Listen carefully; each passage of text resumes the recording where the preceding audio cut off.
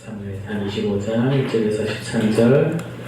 사무엘이 죽음에 온 이스라엘 무리가 모여 그를 두고 슬피 울며 라마 그의 집에서 그를 장사한지라. 다윗이 일어나 바란 광야로 내려가니라.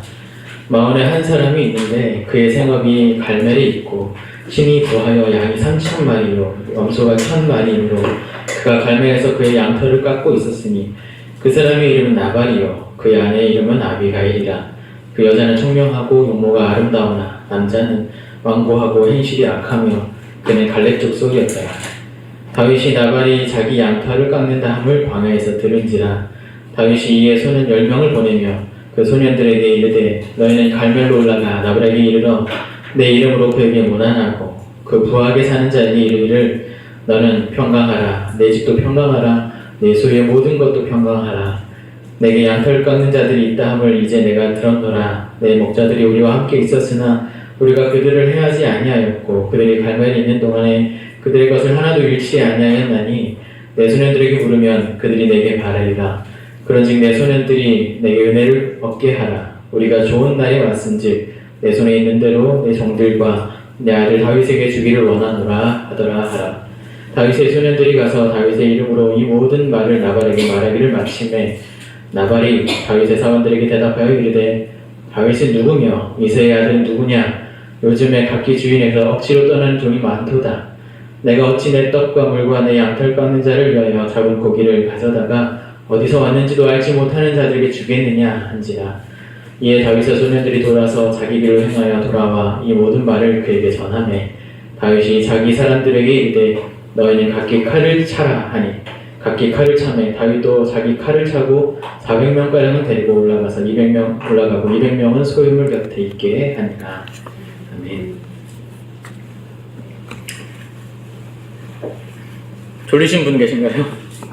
네. 졸리신 분? 네. 얼굴 보면 압니다.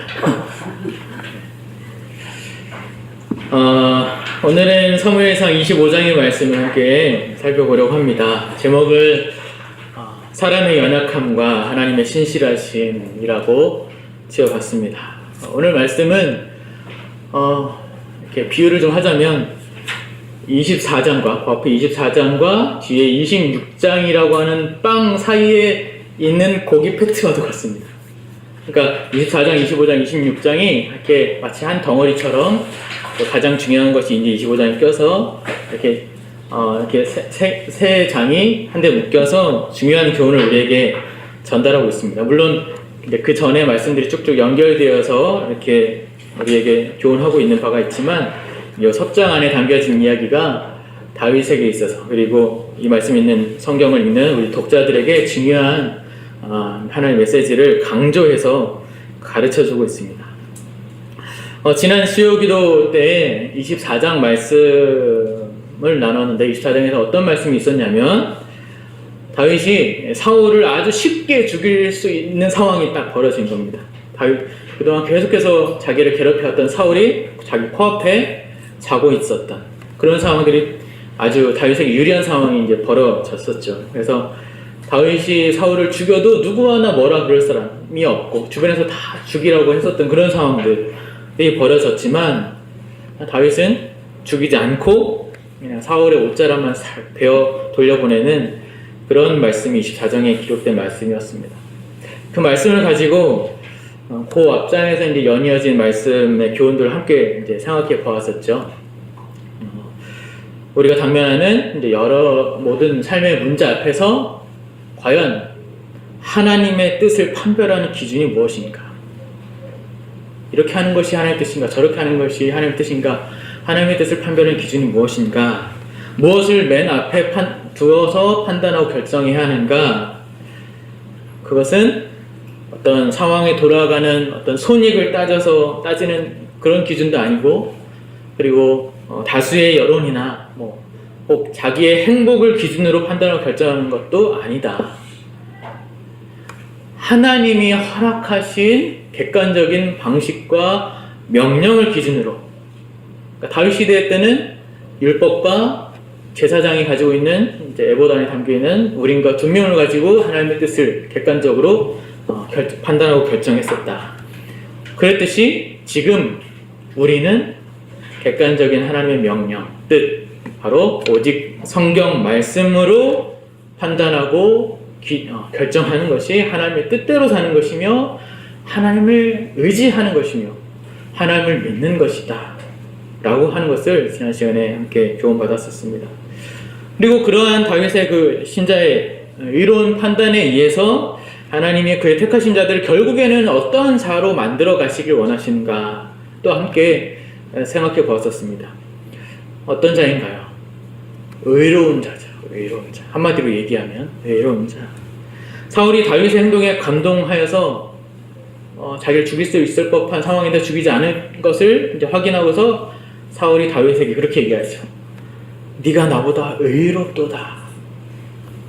성경에서 종종 나오는 의로움이라는 표현은 단순히 우리가 익히 알고 있는 일반적인 의미에서 사용하는 정의롭다, 즉 옳은 판단을 내린다, 이것하고는 좀 차이가 있는 개념입니다.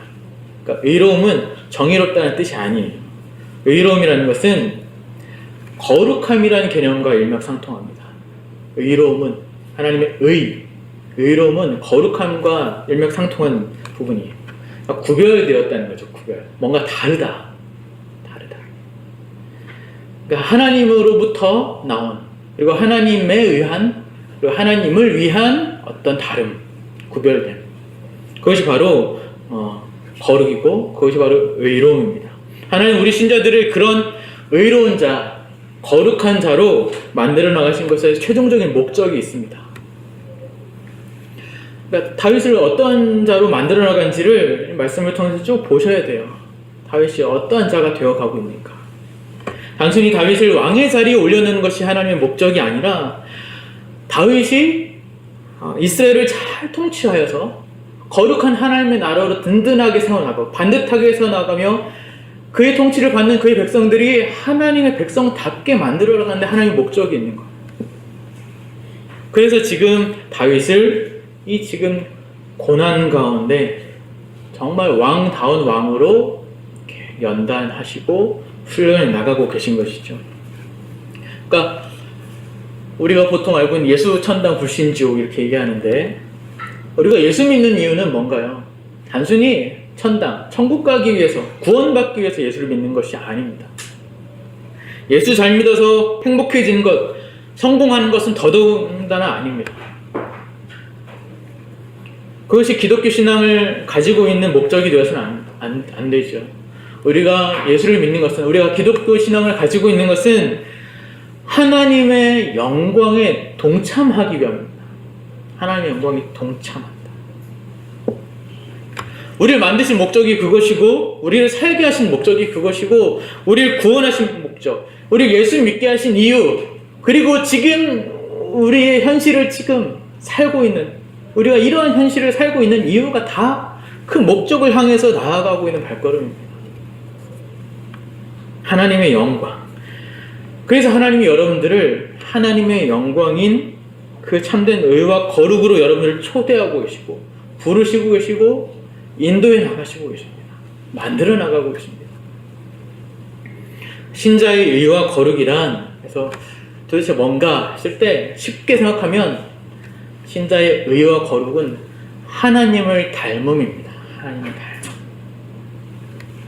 하나님을 바르게 잘 알고 잘 믿어서 그 뜻대로 행하는 자에게 하나님께서 마치 잘했다라고 칭찬하고 보상을 해주듯이 우리에게 상급을 주시는데, 그 상급이 무엇이냐면 하나님을 닮음입니다. 하나님을 닮음. 그것을 우리에게 주세요. 하나님을 닮음. 하나님 자신을 주신다는 거예요. 하나님 자신을. 하나님 자신을 우리에게 담으세요. 우리 안에 하나님의 닮음을 담으신다고. 하나님의 속성과 하나님의 그의 어떠하심을 담으세요. 그래서 담아서 우리가 무엇을 발휘하고 무엇이 나오도록 하시냐면 그리스도의 향기가 나오게 하시고 선한 일을 하게 하시고 참 사랑을 행하는 자들이 되게 하십니다. 참 사랑. 그것을 갈라디아서는 이렇게 표현하죠. 성령의 열매를 맺게 하신다. 같은 일맥상통한데요.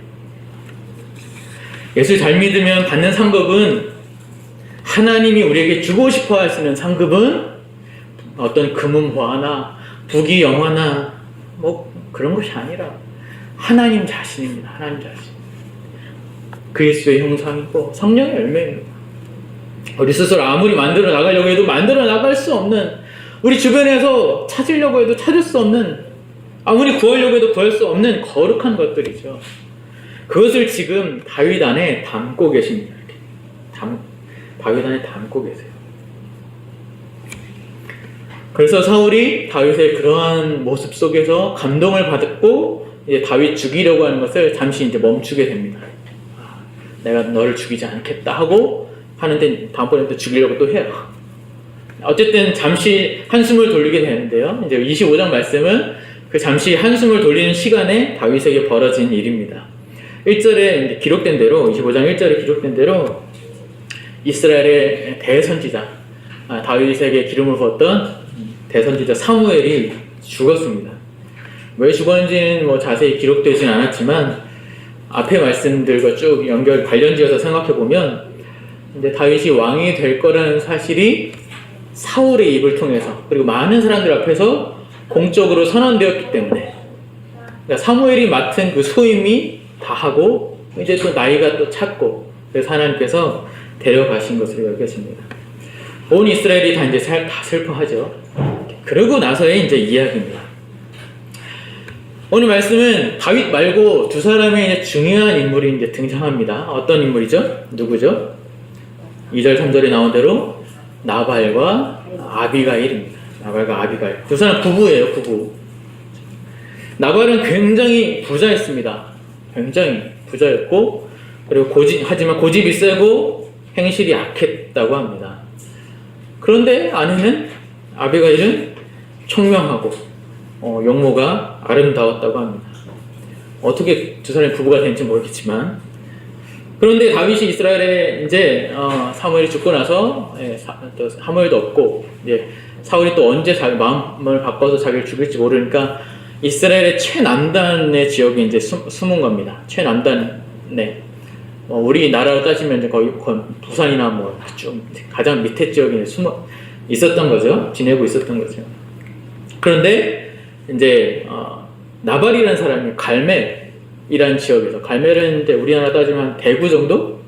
그 정도 되는 지역에서, 대구나 뭐 대전? 그 정도 지역에서 양털을 깎는다라는 소문을 들은 겁니다. 양털을 깎는다. 양털을 깎는다는 것은 이제 여지껏 잘 길러온 이제 양들의 이제 털을 깎아서 돈을 이제 버는 일이었거든요. 농사 짓는 사람들이 추수를 해서 돈을 벌듯이 이제 유목민들은 이제 양털을 깎는 것으로 이제 돈을 버는 거죠. 그때는 그 시대 이제 풍습으로는 양털을 깎고 이제 돈을 이제 벌어서 이제 손님들 다 초대해가지고 크게 잔치판을 벌이는 것이 그 당시 어떤 풍습이었던 것 같아요. 시끌벅적한 잔치판이 이제 벌어진 거죠. 그 소식을 이제 다윗이 들은 겁니다. 다윗도 이제 많은 사람들과 거의 뭐 2,000명 넘게, 남자만 600명 이상이니까 뭐 다른 사람들까지 다 합해서 여인들, 어린아이들까지 2,000명이 넘는 사람들과 함께 있었으니까 이제 여러 가지 이제 식량이나 이제 도움 받을 것들이 이제 필요했겠죠.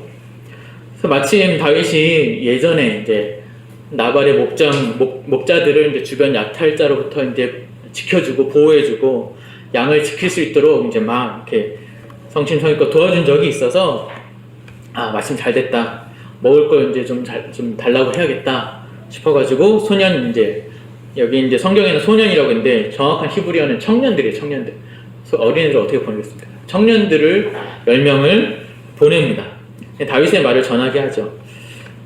귀한 잔치가 벌어진 것을 들었습니다. 여지껏 저희도 어르신 재산들을 이렇게 우리가 다 지켜드리고 여러모로 도와드렸으니까 아들뻘 되는 저희들에게 좀 넉넉한 양식을 좀 주십시오 라고 정중하게 이제 부탁을 한 겁니다. 그런데 나발이 뭐라고 대답을 하느냐면 10절 보시면 다윗은 누구며 이새의 아들은 누구냐 라고 그럽니다. 다윗은 누구며 이새의 아들은 누구냐. 무슨 소리죠? 내가 누군지도 모르는 사람한테 내가 뭘 주겠느냐 라고 하는 거죠. 그리고 또 뭐라고 그러는 거냐면 요즘에 각기 주인에게서 억지로 떠나는 종이 많도다. 그러니까 사울에게서 도망을 다니고 있는 다윗을 이제 염두하고 하는 말이죠. 도망 다니는 주제라고 비하하는 거예요. 도망 다니는 주제에 이게 뭘 다윗에게는 아킬레스 건과 같았죠. 그러니까 안 그래도 이것 때문에 마음이 고생해서 힘들고 하나님 앞에 늘 기도하고 있는 부분인데 이걸 불쌍하게 여겨주기는커녕 곡해해서 비아냥거리고 있으니까 다윗의 마음이 어땠을까요? 내가 버티고 하나님 앞에서 하고 있는데 이걸 가지고 비꼬아서 여러분이라면 어떻겠습니까?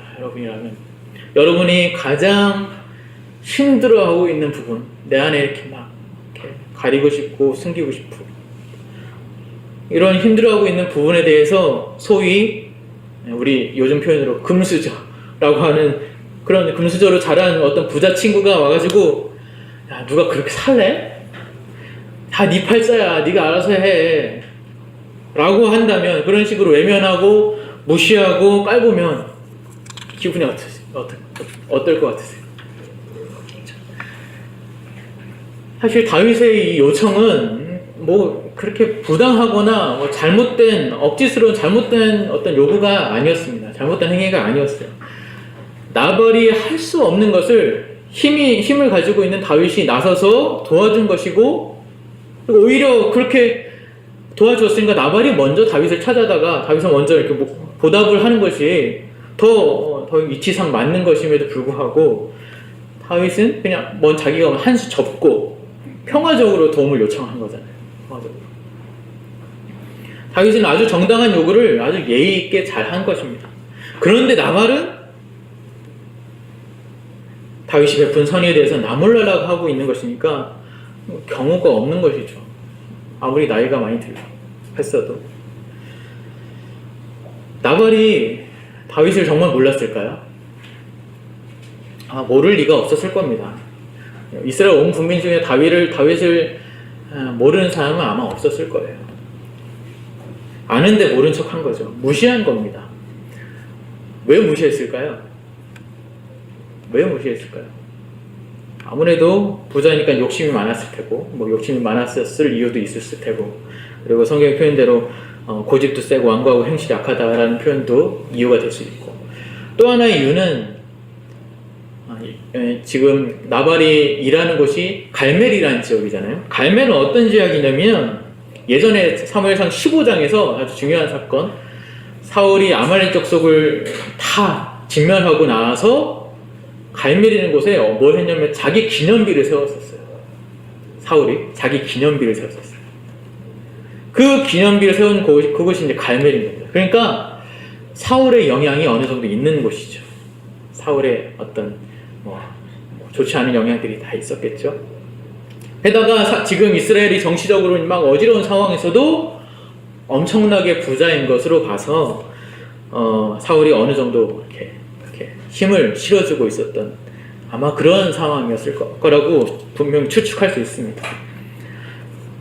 그러니까 다윗을 사울에 반대되는 자로서, 한낱 도망자로서, 왕을 배신한 배신자로서 이제 인식하고서 다윗에게 모욕을 준 거죠. 도망다니는 주제. 그 소식을 이제 소년들을 통해서 다윗이 고스란히 이제 전해 듣고서 다윗은 경노합니다. 그냥 상처를 받은 정도가 아니라 아주 분노가 치밀어 올라서 폭발하였습니다. 13절을 함께 보시죠. 13절 함께 읽어볼까요? 시작. 다윗이 자기 사람들에게 이르되 너희는 각기 칼을 차라 하니 각기 칼을 차매 다윗도 자기 칼을 차고 400명가량은 데리고 올라가고 200명은 수원을 곁에 있게 하니라. 그리고 22절도 같이 읽어보시죠. 시작.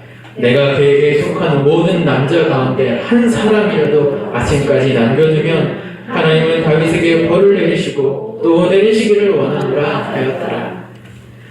자기 사람들 모두 다 칼을 채우고 200명은 진영에 놔두고 400명은 다 데리고 나가서 나발이 있는 곳으로 가서 저들 다 응징하겠다 하는 거죠. 나발만 그냥 죽여버릴 때가 아니라 나발과 함께한 남자들 다 죽여버리겠다. 이를 아주 박박 갈면서 독을 푸는 거죠. 우리 이런 다윗의 모습이 되게 당황스럽습니다. 다윗답지가 않아요. 분명 다윗은 24장의 지난 시간에만 봐도 자신을 막 죽이려고 안달복달하던 그 사울을 코앞에서 죽일 수 있음에도 불구하고 너그러이, 넉넉히, 기꺼이 선대했던 사람입니다. 놔주었어요. 옵자락 뵌 것만으로도 자기 양심이 찔려서 죄스럽게 여겼던 사람이었습니다. 심판하실 권한이 하나님께 있음을 믿고 아무리 원수일지라도 그를 존중하며 선대하고 의로운 모습을 보여줬던 사람이었습니다. 그런데 여기서는 왜 갑자기 180도 달라진 것일까요?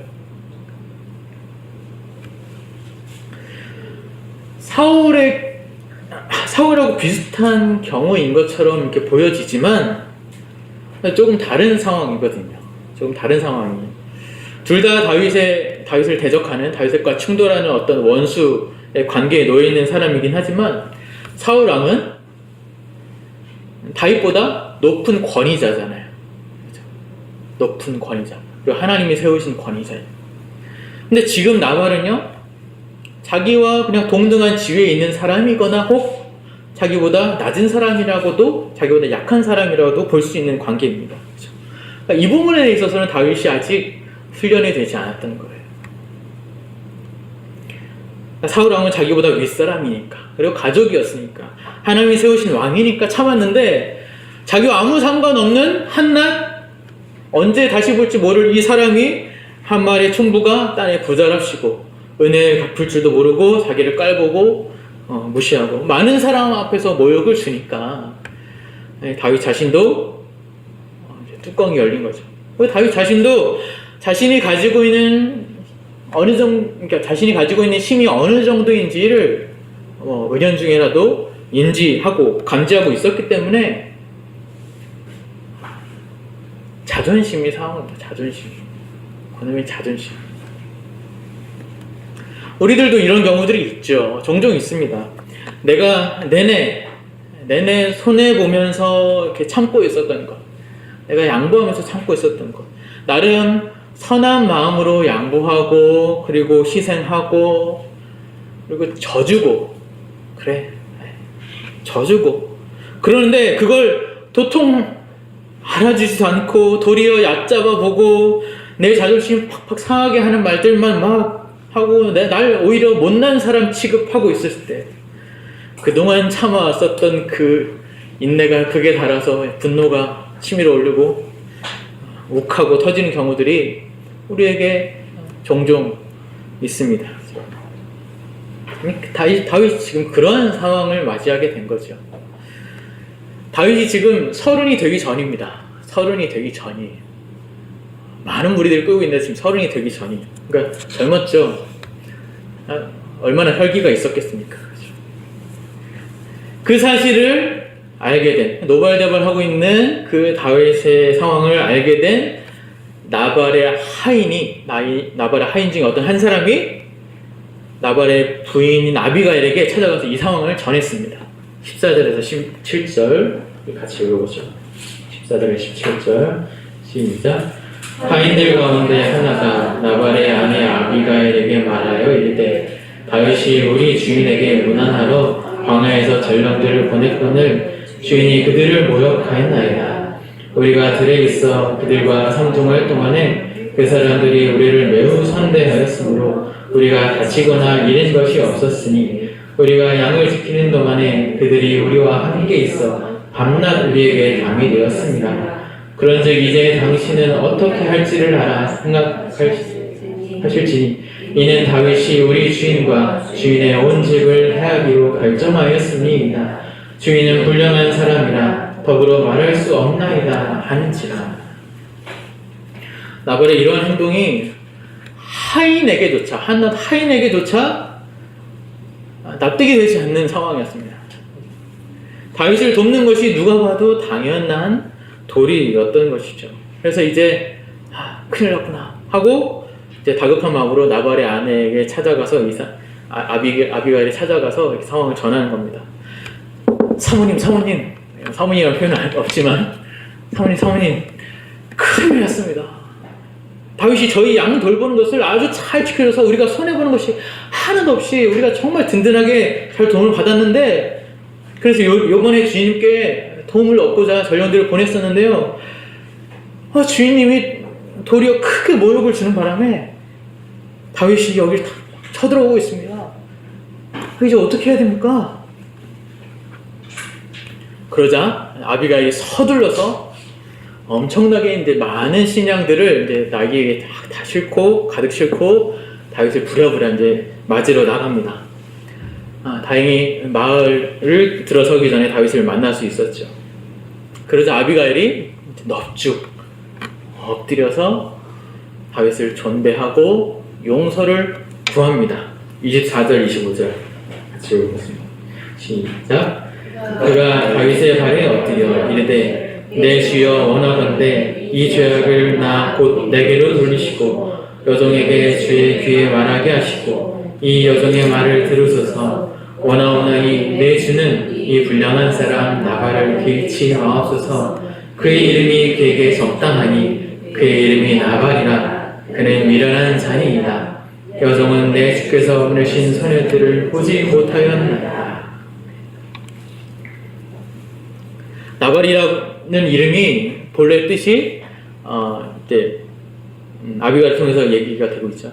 나발이라는 이름의 뜻이 본래 미련한 자라고 합니다. 미련한 자. 히브리어 원어의 진짜 의미는 무례한 자입니다. 무례한 자. 그러니까 자기 남편은 본래 기본부터가 미련하고 무례한 자인 것이라고 남편을 질책하는 거죠. 그리고 다윗을 존대하면서 다윗이 충분히 공감이 될 만한 것으로 이제 다윗을 이제 설득합니다. 26절에서 31절 우리 같이 읽어보겠습니다. 시작. 내 주여 여호와께서 살아계심을 두고 맹세하노니 내 주도 살아계시거니와 내 주의 손으로 피를 밀어 친히 보복하시는 일을 여호와께서 막으셨으니 내 주의 원수들과 내 주를 헤아려 하는 자들은 나발과 같이 되기를 원하나이다. 여종이 내 주께 가져온 이 예물을 내 주를 따르는 이 소년들에게 주게 하시고 주의 여종의 화물을 용서하여 주옵소서. 여호와께서 반드시 내 주를 위하여 든든한 집을 세우시리니 이는 내 주께서 여호와의 싸움을 싸우시며 내 주의 일생에 내 주에게서 악한 일을 찾을 수 없음이니이다. 사람이 일어나서 내 주를 쫓아 내 주의 생명을 찾을지라도 내 주의 생명은 내 주의 하나님 여호와와 함께 생명싸개 속에 쌓였을 것이요 내 주의 원수들의 생명은 물매로 던지듯 여호와께서 그것을 던지시리이다. 여호와께서 내 주에 대하여 하신 말씀대로 모든 선을 내 주에게 행하사 내 주를 이스라엘의 지도자로 세우실 때에 내 주께서 무죄한 피를 흘리셨다든지 내 주께서 친히 보복하셨다든지 함으로 말미암아 슬퍼하실 것도 없고 내 주의 마음에 걸리는 것도 없으시리니 다만 여호와께서 내 주를 후대하실 때에 원하건대 내 주의 여종을 생각하소서 하니라.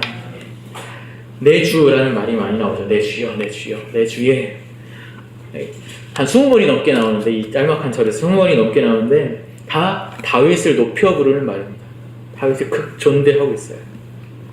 그렇게 존대하면서 다윗을 향한 하나님의 계획과 다윗을 향한 하나님의 뜻, 앞으로 다윗을 하나님께서 어떻게 세워나가실 것인지, 그래서 이 일이 이렇게 다윗이 혈기를 부르는 이 일들이 다윗에게 큰 오점이 될 만한 것이라는 것을 아비가일이 상기시키고 다윗을 지지하면서 격려하면서 다윗의 감정을 다독입니다.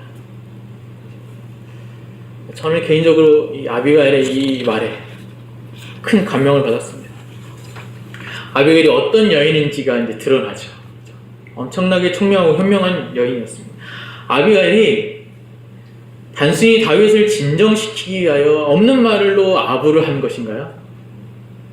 아니죠. 아비가일은 하나님을 아는 여인이었고 다윗의 처지 또한 이미 알고 있는 총명한 여인이었습니다. 다윗은 왕이 될 사람이었죠. 모든 백성들의 신뢰를 받는 왕으로서 서야 그의 통치가 빛을 발하지 않겠습니까? 그렇죠? 모든 백성들의 칭찬과 존대를 받아야 그의 통치가 원활하게 빛을 발하지 않겠습니까? 그래야 하나님의 뜻이 제대로 반영되어서 그 통치가 제대로 구현되지 않겠습니까? 여지껏 다윗은 잘 해왔잖아요. 여지껏 잘. 백성들의 존경과 사랑과 사울은 천천히요, 다윗은 만만히로다 하는 이런 울림들이 계속해서 생기고 백성들의 존경과 사랑과 신뢰를 점점 쌓아가고 있었잖아요.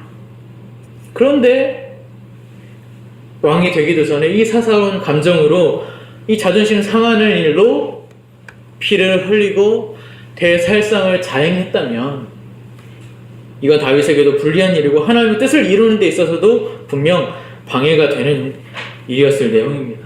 백성들에게 지탄받을 만한 큰 오점이 생기게 되는 것이죠.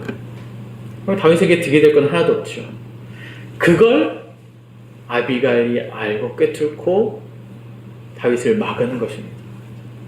어떤 방식으로 다윗에 관한 소식, 다윗의 처지를 알고 있었는지는 모르겠지만 다윗이 곧 왕이 될 거라는 사실, 단순히 어떤 이렇게 나라의 판세, 정치적인 상황으로 가늠하고만 있었던 것이 아니라 하나님을 아는 지식을 근거로, 하나님을 아는 것의 근거로 모든 상황들에 있어서 가늠하고 있었던 것이죠.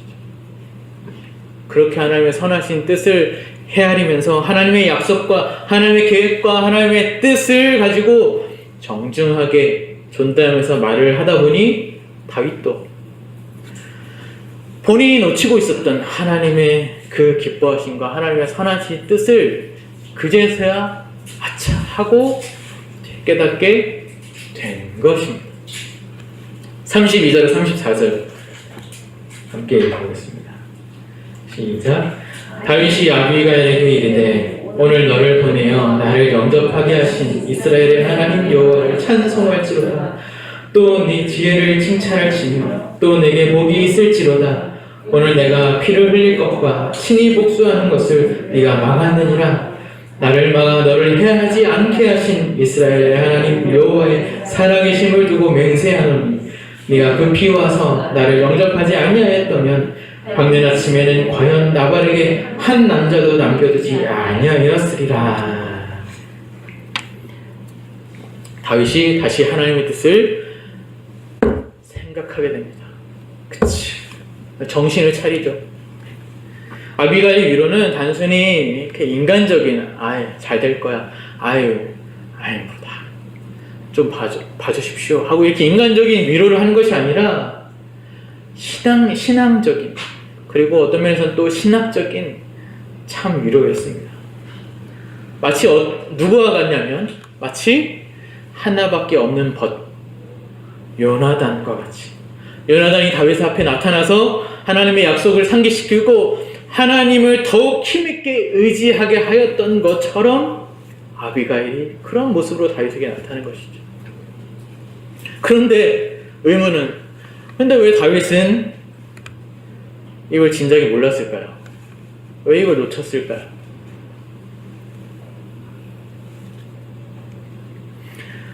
아무리 훌륭해도, 아무리 신앙이 좋아도 이 땅에 사는 사람들은 그 믿음이나 성품이나 행위 모든 면에 있어서 완전할 수는 없습니다. 완전할 수는 없어요. 우리가 종종 착각을 하거든요. 다윗은 완전할 거라고. 변치 않으시고 완전하신 분은 오직 하나님 뿐이십니다. 우리가 이 점을 간과한다면 다윗에 대해서 큰 오해를 할 수 있고 성경을 보면서도 큰 착각을 할 수 있습니다. 물론 다윗은 대단했어요. 아무리 힘겨운 상황 속에서도 잘 견뎌왔습니다. 한시도 긴장을 풀 수 없는 그 고난 속에서 약속만을 붙잡고 살아야만 하는 막막한 기다림 속에서 그야말로 위태위태한 하루하루를 살아가면서 갖가지 배신과 억울함과 음모와 두려움과 분노를 그야말로 훌륭한 믿음과 지혜로 사실 잘 헤쳐나갔습니다. 그랬던 사람이었어요.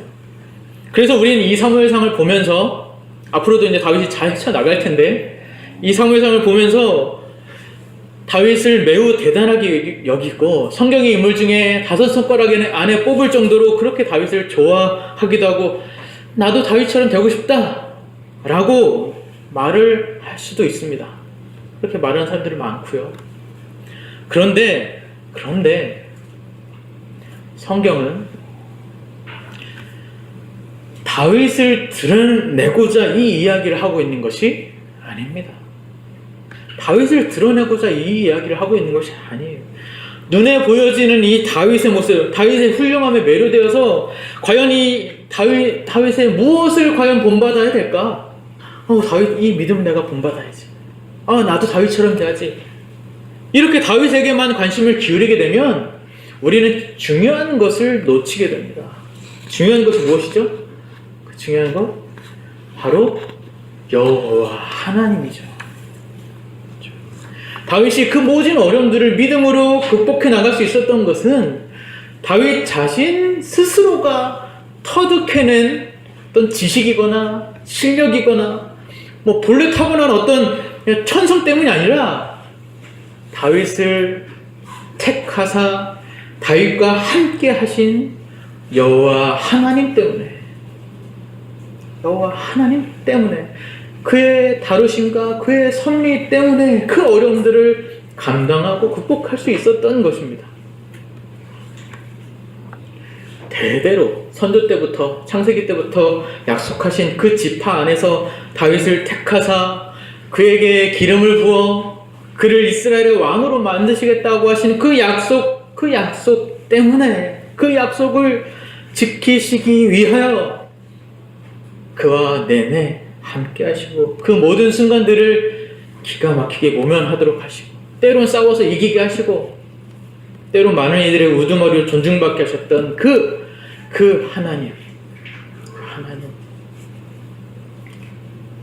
다윗 본인이 무엇을 계획하거나 의도한 대로 되어질 것은 아무것도 없습니다. 하나님. 그 하나님의 선하심과 신실하심 때문인 거죠. 성경을 보시면서 하나님이 보이셔야 됩니다. 그래서 우리가 다윗의 훌륭한 모습들을 볼 때마다 우린 다윗에게만 주목하거나 다윗을 칭찬하고 다윗 같은 믿음을 가지십시다 하고 끝나버려서는 안 됩니다. 하나님은 사무엘상 말씀을 계속해서 뭐라고 얘기하고 계시는 거냐면 지금 우리가 잘 발견하지 못하는 부분인데 뭐라고 얘기하고 계시는 거냐면 내가 다윗을 만들어가고 있다. 내가 다윗을 인도하고 있다. 내가 이스라엘 너희를 위하여 이렇게 열심히 일하고 있느니라 라고 말씀하고 계십니다. 말씀 숨어 있어요. 이렇게. 그렇죠? 우리가 잘 발견하지 못하죠. 그래서 오늘 25장에서 이러한 사건을 만나게 하신 것이죠. 훌륭하게 잘 살고 잘 성장하고 있는 잘 감당하고 있는 다윗. 그래서 자신을 죽이려고 했던 그 잔인한 원수까지도 죽이지 않고 선대한 다윗. 그러나 그 훌륭한 다윗도 사사로운 감정에 자기 자존심에 화산 터지듯 분노를 품어내는 그런 연약한 인간이었습니다. 오늘 이 상황으로 다윗이 이 상황을 만남으로 다윗에게 그리고 이 상황을 기록한 말씀으로 우리에게 보여주고 계시는 겁니다. 다윗이 잘 헤쳐나가고 있던 상황 중에 이렇게 살짝 브레이크를 건 이유를 아시겠습니까? 우리도 마찬가지입니다. 우리도 마찬가지예요. 우리 중에 누구 하나, 여기 계신 분들 누구 하나 특별한 사람은 아무도 없습니다. 사람 위에 사람 없고 사람 아래 사람 없습니다. 모두가 다 죄인이고 모두가 다 하나님의 은혜 없이는 아무것도 아닌 것이죠. 내가 남들보다 조금 다른 사람보다 조금 더 좀 착하고 내가 다른 사람보다 조금 더 선한 일을 많이 하고 내가 다른 사람들보다 좀 좋은 믿음, 성경의 지식도 많이 알고 혹은 하나님을 사랑하며 또 성숙한 모습으로 하나님 말씀대로 살기를 치열하게 살아서 하나님의 칭찬을 받을 만한 삶을 살고 있을지라도 여러분 중에 그런 분들이 계실지라도 그러한 우리의 자랑은, 우리의 성숙은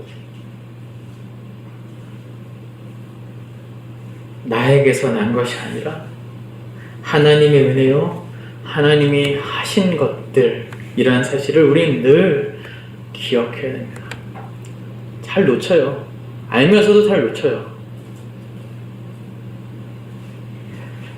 아, 저 성도님 왜 저래? 이런 생각이 우리 안에 자주 들잖아요. 왜 저래? 아, 이해가 안 돼.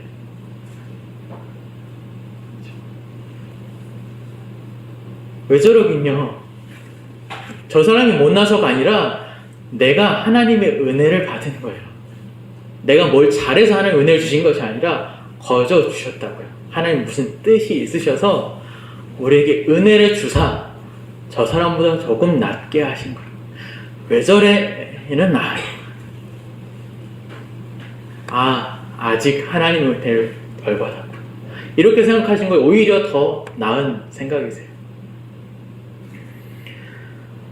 이렇게 하나님의 은혜, 하나님이 주신 것, 하나님이 하신 것이라는 생각들을 갖지 않으면 우린 다윗처럼 분노할 수밖에 없습니다.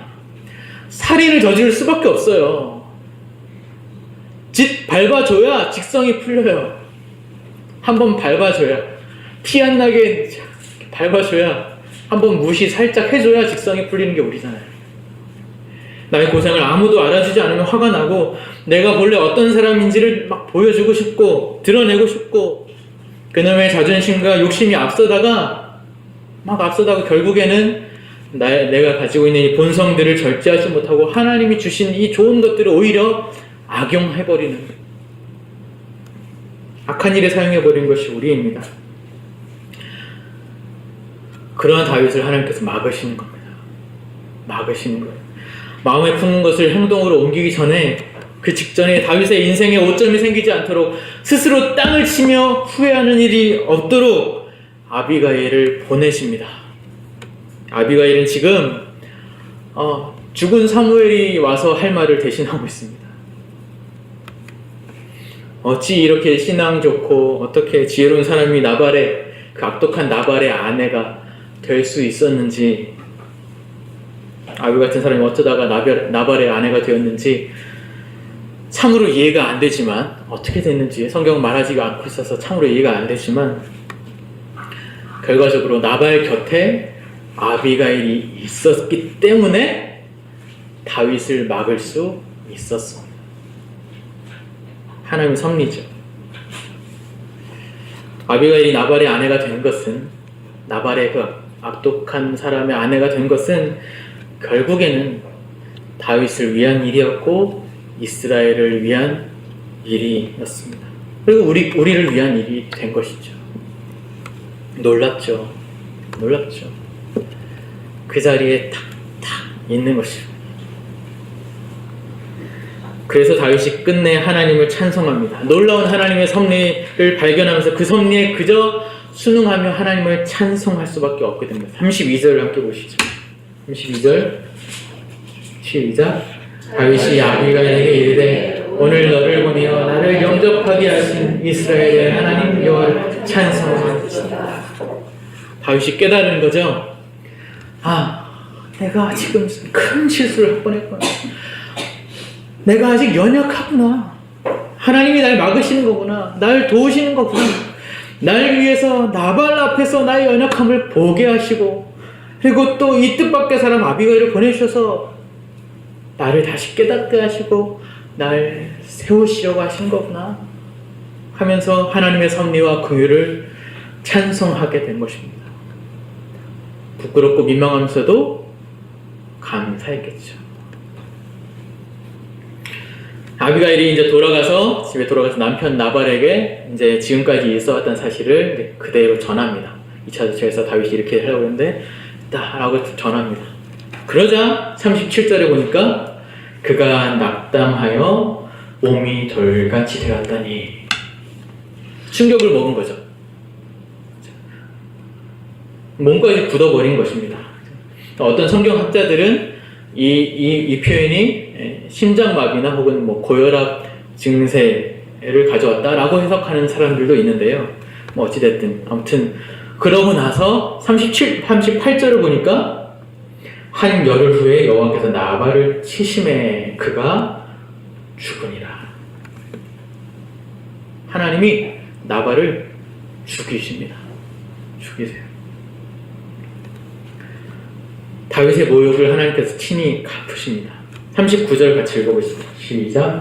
나발이 죽었다 함을 다윗이 듣고 이르되 나발에게 당한 나의 모욕을 갚아주사 종으로 악한 일을 하지 않게 하신 여호와를 찬송할지로다.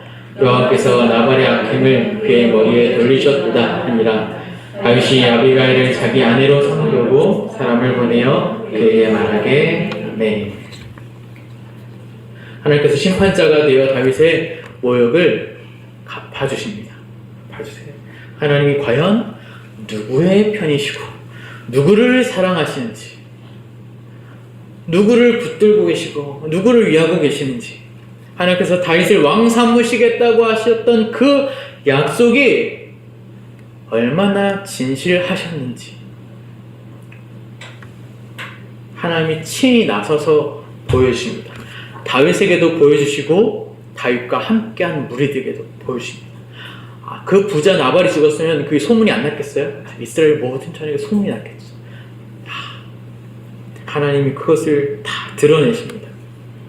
다윗에게 얼마나 감격스러웠을까요? 단순히 저 벼르던 놈이 죽었다, 에이센통이다 하는 마음에서 기뻤을까요? 그래서 감격스러웠을까요? 아니죠. 쌤통이다라는 마음보다 하나님의 살아계심을 제대로 실감한 그런 경험을 한 것으로서의 감격스러움이 있지 않았겠습니까? 정말 하나님이 살아계시는구나. 24장에서 다윗이 사울을 죽일 수 있었을 때에 자신이 나서지 않고서 여호와께서 재판장이 되어서 그를 심판하실 것이다. 사울을 하나님께서 재판장이 되어 그를 심판하실 것이다 라고 했던 그 믿음의 고백을 했지만 사울은 여전히 죽지 않았잖아요.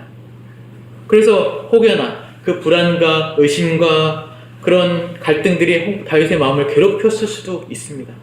그런 다윗의 연약함을 하나님께서 마치 아시듯이 하나님이 실제로 보여주시는 겁니다. 염려하지 마라. 사울도 염려하지 마라. 하나님을 신뢰하지 않을래야 않을 수가 없죠. 다윗의 믿음이 더욱 분명해지고 더욱 단단해질 수 있도록 하나님이 29절에 아비가를 통해서 약속하신 것을 실제로 행하심으로 말미암아 다윗과 그와 함께한 무리에게 큰 은혜를 베푸신 것입니다.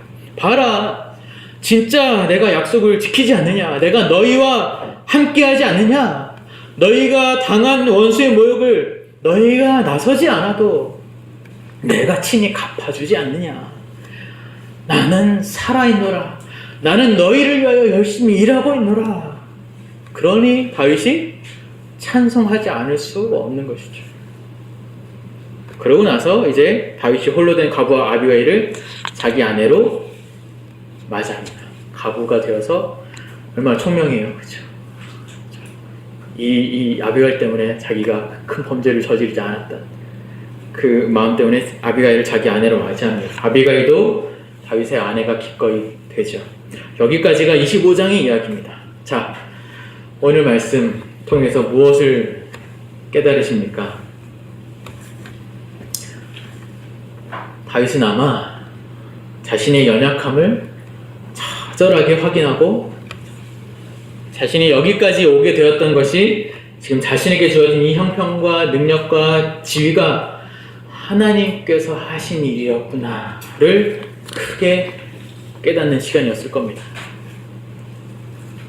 이 다윗을 만들어 나가시기 위해서 사울도 있고 사무엘도 있고 요나단도 있고 나발도 있고 아비가일도 있다라는 것이죠. 이 다윗을 만들어 나가시기 위해서. 그렇다면 다윗은 그럼 누구를 위해 존재하는 사람입니까? 다윗은 이스라엘을 위해서, 그리고 하나님의 백성들, 그리고 지금 우리를 위해서 존재하는 사람인 것이죠. 다 얽히고 설켜 있는 것입니다. 이 한 사람이 이 주변의 사람들을 위한 것이고, 주변의 사람도 이 사람을 위한 것이고, 피해갈 수 없고 도망갈 수 없습니다. 하나님께서 하나님의 택한 백성들을 끊을 수 없는 사랑의 띠로 붙들어 매고 계십니다. 마치 그물처럼. 여러분 자신을 위하여, 여러분 옆에 있는 분들이 여러분 자신을 위하여 있는 사람이라는 것을 기억하셨으면 좋겠습니다. 여러분의 학교에서, 여러분 직장에서, 가정에서 여러분들과 함께 씨름하고 있는 그 사람, 여러분 생각나는 그 사람, 좋은 사람, 나쁜 사람, 그 모든 사람들이, 여러분이 이웃이라고 부를 수 있는 그 모든 사람들이 여러분을 위해서 있는 사람들입니다. 어느 하나 하나님의 손길이 아닌 것이 없습니다. 그 모든 것을 동원하여 하나님의 뜻을 기억고 결국에 이루고 계신 것입니다. 하나님께서 나를 위하여 다윗도 보내시고, 선지자들도 보내시고, 독생자 예수 그리스도도 보내시고, 사도들도 보내시고, 또 저와 노승원 목사님도 보내셔서 우리 성도님들에게 복 주시기를 원하고 계십니다. 신실하신 하나님 자신을 상급으로 주기를 원하십니다. 주고 싶어 하십니다. 물론 다윗과 같이 부끄러운 일을 할 수도 있습니다. 그래서 실패하고 낙심할 때도 있을 수 있습니다. 하지만 그것을 통하여 우리는 우리 자신의 상태를 확인하며 하나님의 은혜를 배웁니다. 아직 만들어져 가고 있는 중이기 때문입니다. 아무리 믿음의 연륜이 쌓이고 이 세상을 오래 살았다 할지라도 하나님이 부르셔서 그날에 가기까지는 우리는 완벽할 수 없고 실수하지 않을 수 없습니다. 누구도 의기양양 자랑할 수 없고 그 누구도 부끄러워하거나 실족할 필요가 없습니다. 죄인을 의인으로 만들고 악한 자를 선한 자로 만들 수 있는 건 우리 하나님만이 하실 수 있는 일입니다. 사람 앞에서 주눅 드지 마시고 사람 앞에서 우쭐대지도 마십시오. 내가 다른 사람보다 더 잘하는 것에 대하여 목소리를 높이시면 안 됩니다. 내가 어떤 때 목소리를 높이시는지 보십시오. 내가 어떨 때 나서는지 보십시오. 내가 잘하고 있는 것에 있어서 나서고 내가 잘하는 것에 있어서 목소리를 높이게 되어 있습니다.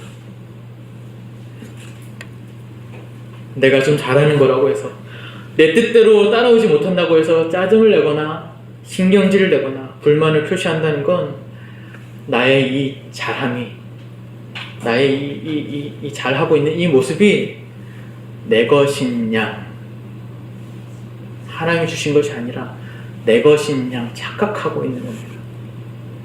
목소리를 높이시면 안 됩니다. 잘 못 알아들으면 좋게 설명하시고 친절하게 가르쳐 주십시오. 우리는 친절하게 가르쳐 줄 실력이 안 돼서 말로 이렇게 설명하는 게 귀찮고 막 어렵고 시간도 걸리니까 승질을 내죠. 그러면 안 된다. 차근차근 가르쳐 주시고 그렇게 못하겠으면 그걸로 안 될 것 같으면 하나님께 맡기고 기다리십시오. 내가 어떻게 해서 여기까지 올 수 있었는지를 하나님이 얼마나 나를 기다려 주셨고 하나님이 얼마나 나를 위해서 물심양면으로 헌신하셨고 나를 도와주셨는지를 곰곰이 생각해 보면 이 세상에서 기다리지 못할 사람은 아무도 없습니다. 저도 노력하겠습니다.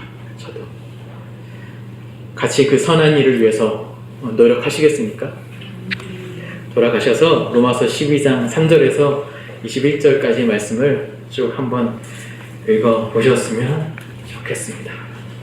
말씀을 제가 강설할 때에 말씀 가운데 의문이 나는 부분들, 잘 해결되지 않은 부분들, 갸우뚱한 것들이 있으면 저한테 언제든지 연락을 주시면 제가 성심성의껏 답해드리겠습니다. 연락 주시면 좋겠고 그 말씀을 기억하시는 한 주간 사시길 바랍니다. 기도하겠습니다. 하나님 아버지 감사합니다. 죽었던 우리를 그리고 죽을 수밖에 없는 우리를 하나님의 자녀로 부르시고 자녀만이 누릴 수 있는 영광된 것, 거룩한 것을 오늘의 이 말씀으로 소망하게 하시는 데 감사드립니다. 다윗을 만들어 가시는 하나님을 보면서 나를 만들어 가시는 하나님을 보게 됩니다. 원하는 자로 말미암음도 아니요 다른 박질하는 자로 말미암음도 아니요 오직 긍휼히 여기시는 하나님으로 말미암음이라 말씀하셨사오니 주여 우리 자신의 그 어떠함도 자랑치 말게 하여 주시옵소서. 교만하지 말게 하여 주시옵소서. 실족하지 말게 하여 주시옵소서. 다윗의 범죄함을 막아주셨던 것처럼 우리의 범죄함도 막아주셔서 죄악이 가득한 세상 가운데 살지만 참으로 하나님이 기뻐하시는 뜻만을 이루며 살기를 노력하는 저희들 되게 하여 주시옵소서. 주의 은혜가 필요합니다. 살아계신 예수 그리스도 이름으로 기도합니다. 아멘.